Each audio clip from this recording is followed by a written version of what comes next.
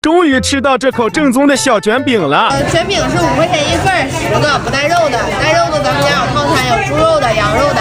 好，要1份，然后加肉的。加肉的，要猪肉还是羊肉？猪肉。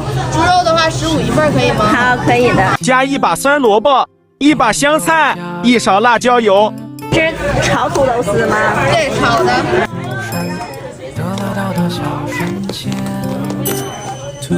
这1份能有几个呀？1份10个。好嘞，这是盘锦特色是吧？这算是盘锦特色。这一天能卷多少个呀？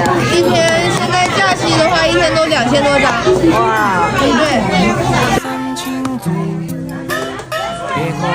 小卷饼加肉串真是太香了，谁想尝尝？